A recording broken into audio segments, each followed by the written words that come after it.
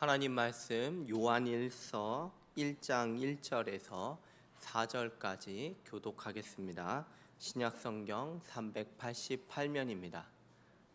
요한일서 1장 1절에서 4절까지 말씀입니다.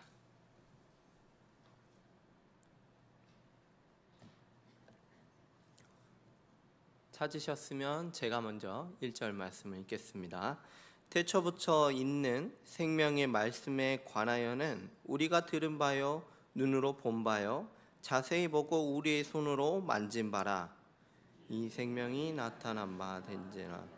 이 영원한 생명을 우리가 보았고 증언하여 너희에게 전하노니 이는 아버지와 함께 계시다가 우리에게 나타내신 바 된 이시니라.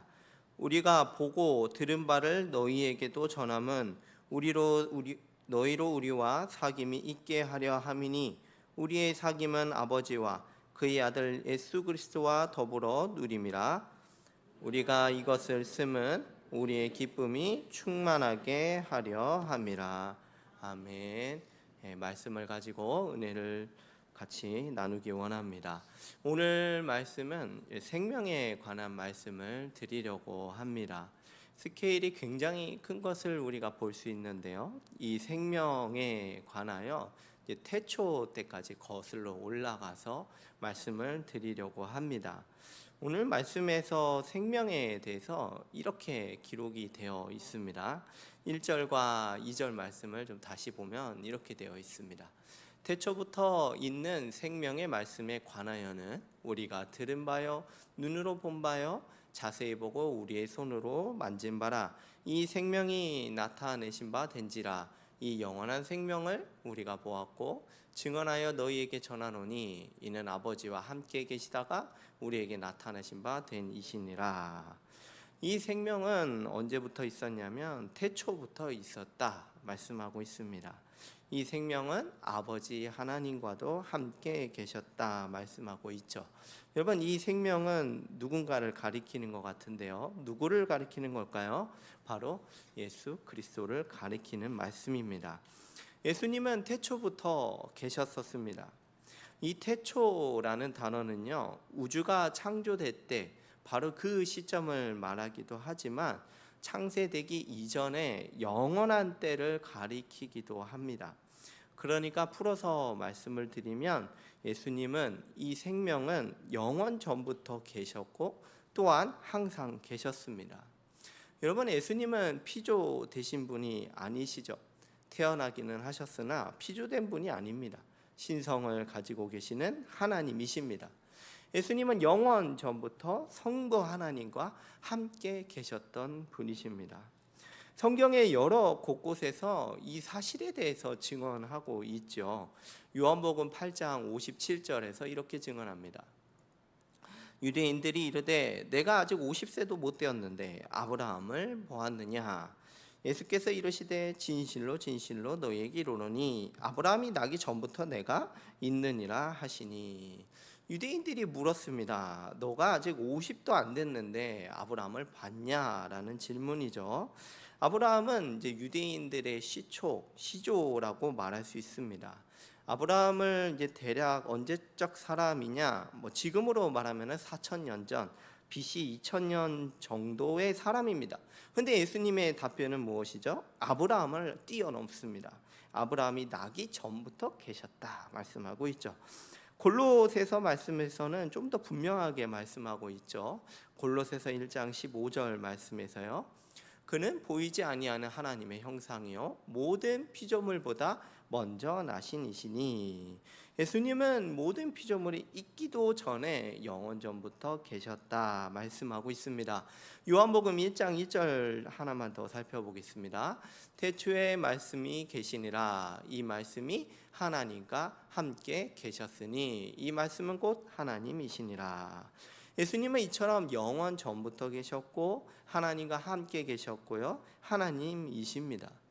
그런데 지금 놀라운 사실을 우리가 보고 있죠. 무엇이 이렇게 놀라운 사실이냐면 이 생명이 영원 전부터 있었던 그 생명이 나타났다는 소식입니다.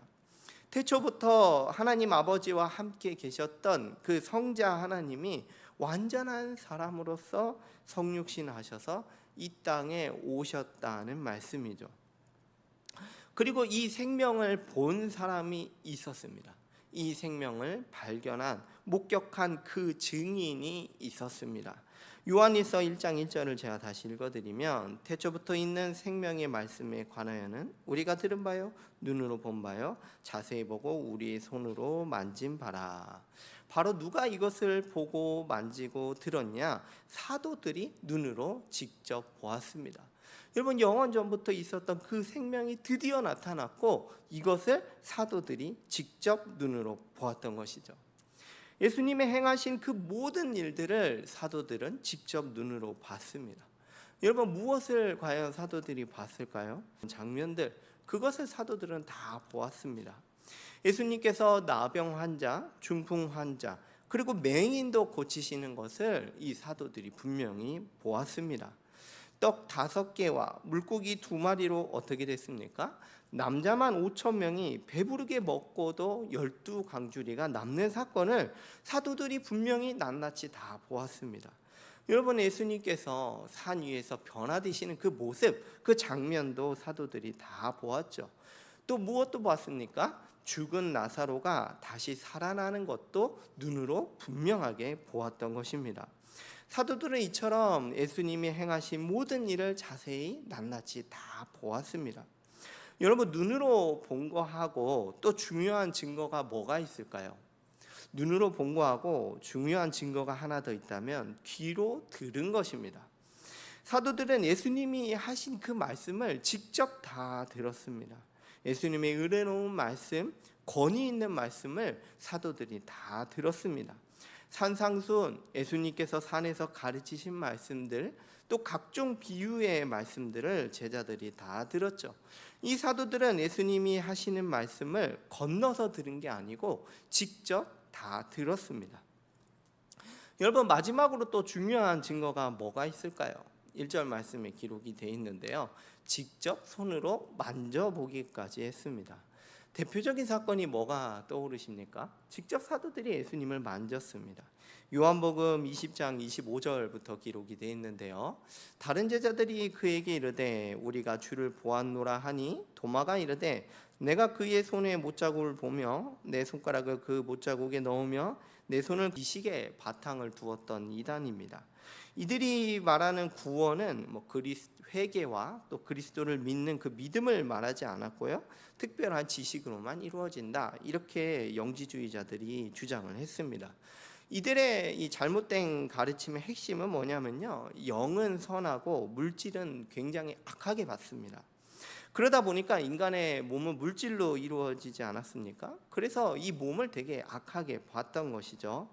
이들은 더 나아가서 어디까지 주장을 했냐면 예수님의 이 인성, 성육신마저도 부인을 했습니다. 예수님의 몸이 실제가 아니라 몸을 가지고 계신 것처럼 그렇게 보였을 뿐이다, 이렇게 잘못 주장을 했던 것이죠. 사람의 몸을 가지고 이 땅에 사신 것이 아니라 환영을 받을 뿐이다, 이렇게 주장을 했습니다.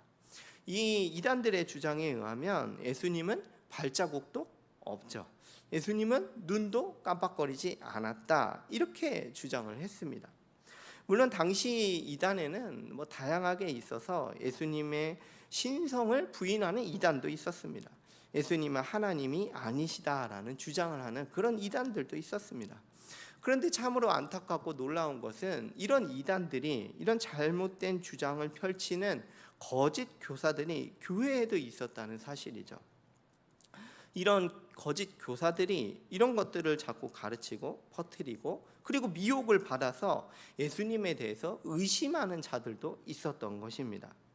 만약에 예수님의 인성이나 아니면 신성이나 어느 한쪽이라도 부인하게 되면 어떻게 될까요? 만약에 그렇게 된다면 구원에는 효력이 없습니다. 하나님이신 이 예수님이 사람으로 오셔서 우리의 죄를 대신하여 죽으셔야만 했습니다. 또한 이것을 믿는 사람에게 구원이 유효하게 되는 것이죠. 사도 요한은 지금 이 신자들의 믿음을 굳건하게 하기 위해서, 이 이단들에서 보호하기 위해서 직접 증언을 하고 있는 것입니다. 이 예수님은 영원 전부터 하나님 아버지와 함께 계셨으며 성육신하신 하나님이시다, 이것을 지금 증언하고 있습니다. 우리가 봤다는 것이죠. 우리가 들었다, 이것입니다. 우리가 만졌다, 이 말씀입니다. 혼자만 보고 듣고 만진 것이 아닙니다. 모든 사도들이 예수님을 보았고 그것을 들었고 또 예수님을 만졌습니다. 이보다 더 확실한 증거가 과연 어디에 있겠습니까?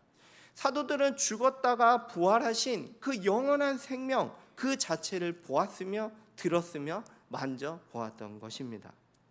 여러분, 어디에서 영원한 생명을 찾을 수가 있을까요?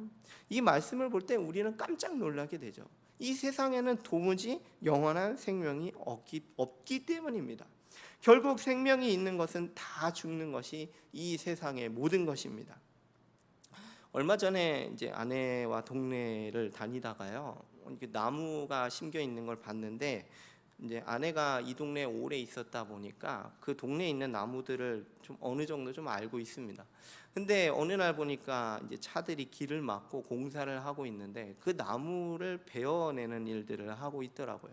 또 베어낼 뿐만이 아니라 다음 날에 가 보니까 아예 뽑혀 있었고, 아예 구루터기마저 다 뽑아버리고 그곳에 시멘트를 부어서 메우는 것을 보았습니다. 제가 증언을 들어보니까 그 나무가 굉장히 오래됐다고 해요. 이 오래된 아파트가 있기 전부터 이게 가로수로 있었던 거라고 합니다.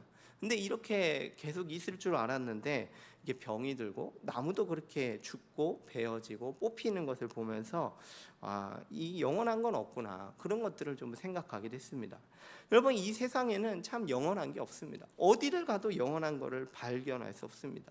심지어 하늘에 떠 있는 별조차도 수명이 다 있게 마련이죠. 근데 여러분, 이 세상에 없는 그런 영원한 생명을 누가 목격했다는 증언입니까? 사도들이 보았고 들었고 만졌다라는 증언입니다. 사도들이 목격하고 증언한 이 영원한 생명이 이제는 우리에게까지 전해졌습니다. 요한일서 1장 2절 말씀을 다시 한번 보시면요, 이 생명이 나타난 바 된지라, 이 영원한 생명을 우리가 보았고 증언하여 너희에게 전하노니 이는 아버지와 함께 계시다가 우리에게 나타난 바 된 이시니라. 우리는 이 사도들의 증언을 믿을 수가 있습니다. 예수님은요, 자신을 증언할 사람으로 누구를 세우셨냐면 이 사도를 세우셨습니다.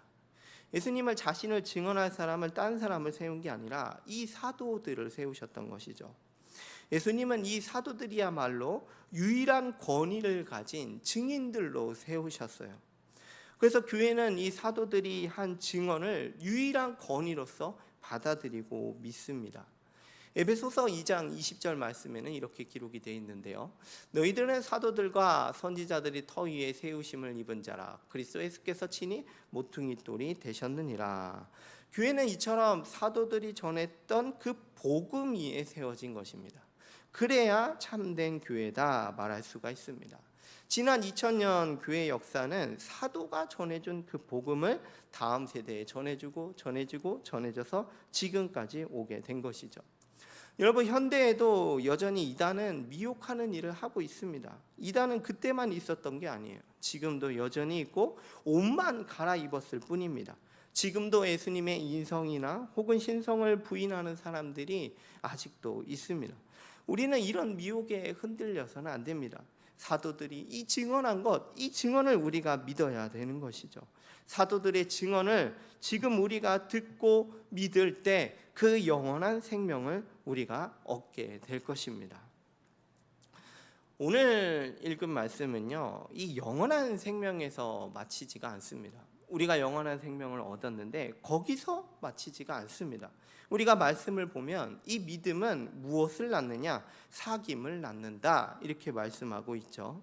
3절 말씀을 우리 같이 한번 읽어보겠습니다. 3절입니다. 시작. 우리가 보고 들은 바를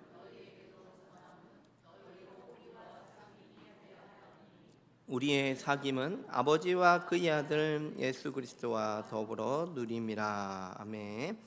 왜 사도들이 복음을 전했을까요? 사귐이 있게 하려 함입니다. 복음을 전했을 때 믿는 자가 영원한 생명에 이를 뿐만 아니라 무엇이 또 있게 되느냐? 무엇입니까? 사귐이 있게 됩니다. 여러분, 사귐이 무엇입니까? 여러분, 사귀는 게 뭡니까? 모든 분열 그리고 적대 관계가 사라지고 관계가 맺어져서 교제하는 것을 사귐이라고 합니다. 여러분들은 이미 사귀고 계세요. 예수님을 믿는 사람은 영생에 이를 뿐만이 아니라 이미 사귐의 관계에 들어갔다는 선언의 말씀입니다. 여러분, 누구와 사귀고 계십니까? 우리는 누구와 사귀고 있습니까? 먼저는 우리가 말씀에서 봤지만 하나님 아버지와 그의 아들 예수 그리스도와 더불어 사귀고 있습니다. 그런 관계 아래 이미 우리가 들어가 있습니다. 여러분, 우리가 원래부터 하나님과 사귐이 있었던 게 아닙니다. 원래 그런 게 아니에요. 나는 태어나자마자 자동으로 하나님과 사귐이 있고 그런 게 아니라는 거죠. 원래 모든 사람은 죄인이었죠. 하나님의 진노 아래 있는 존재들입니다. 모든 사람은 다 하나님과 원수 관계에 있던 자들이었습니다.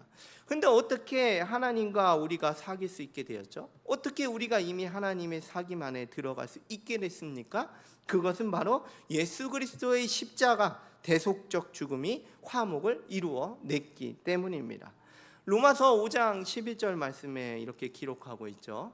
그뿐 아니라 이제 우리로 화목하게 하신 우리 주 예수 그리스도로 말미암아 하나님 안에서 또한 즐거워하느니라. 아멘. 이처럼 우리가 부활하신 예수님을 믿을 때 영원한 생명에 이릅니다. 그런데 그뿐만이 아니라 동시에 하나님과 화목하게 되어서 하나님과 사귐을 누리게 된다, 이 말씀입니다. 이제 여러분, 우리가 하나님을 누구라 부를 수 있습니까? 아버지라고 부를 수 있게 되었습니다. 이거는 누구에게나 다 주어지는 게 아닙니다. 예수님을 믿는 자들에게 주어지는 특권이요, 사귐입니다.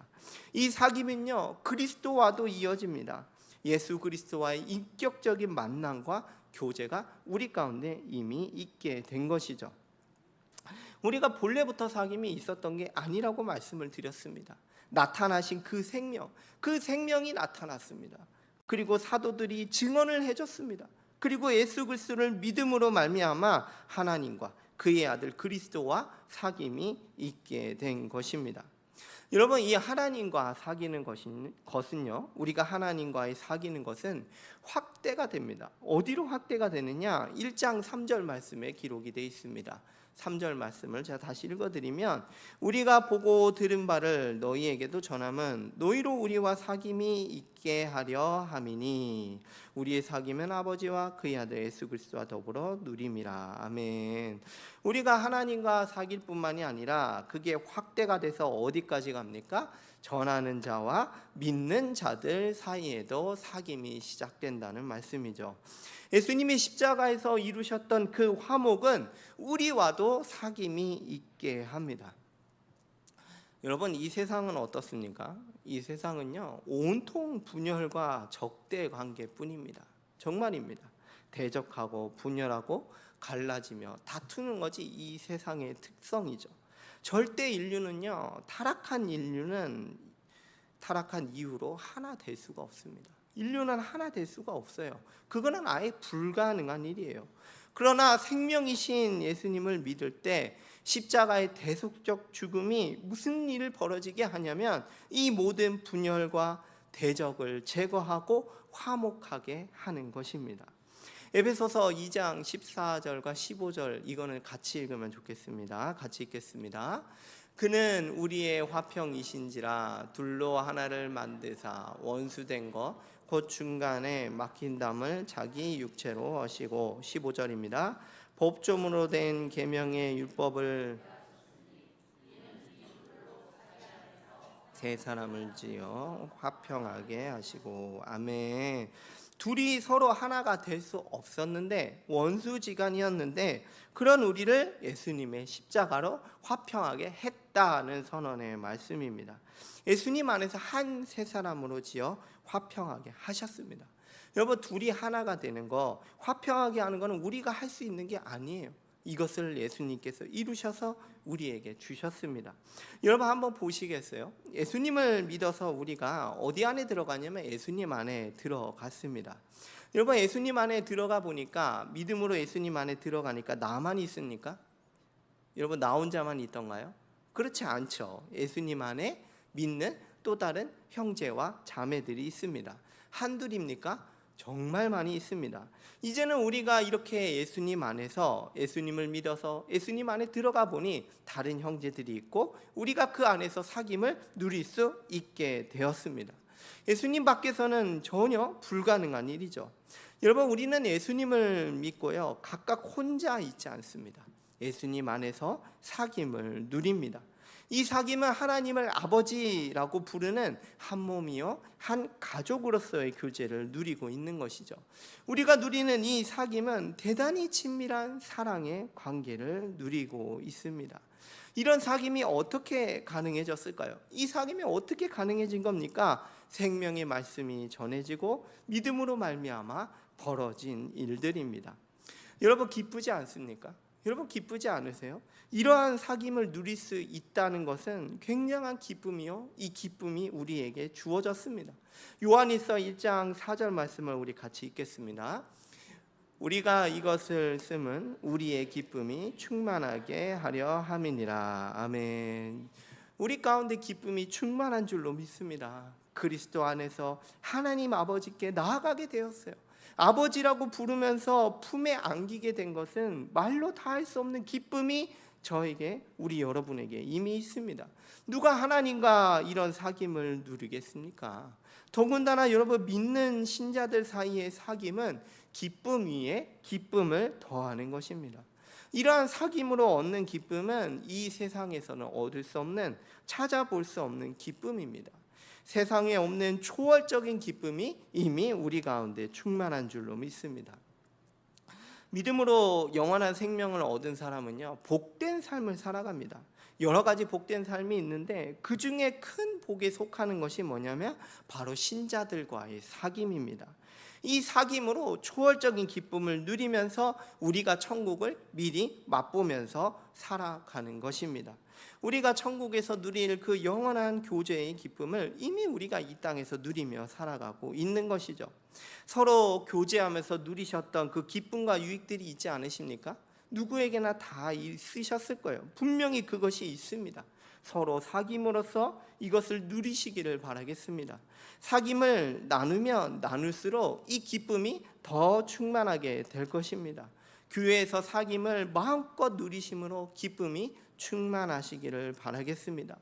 여러분 사실 개인이 혼자 신앙생활하는 것은 성경에 없는 말입니다. 혼자 신앙생활하는 게 아니에요. 예수님의 십자가 사역이 모든 화목을 이루셨다, 이것을 믿으시기를 바라겠습니다. 하나님과 사귐도 누리시고 서로 사귐을 누리시는 가운데 기쁨이 충만하시기를 바라겠습니다.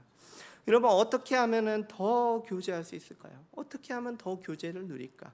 적극적으로 교제함으로써 사귐의 복을 누리시기를 바라겠습니다. 여러분 우리는요 영생하신 예수님을 믿고 어떤 사람으로 변하셨나요? 여러분 내가 예수님 믿기 전과 영생이신 예수님을 믿고 나서 나는 어떻게 변했습니까? 하나님과 교제하며 신자들 간에 교제하는 사람으로 변했습니다.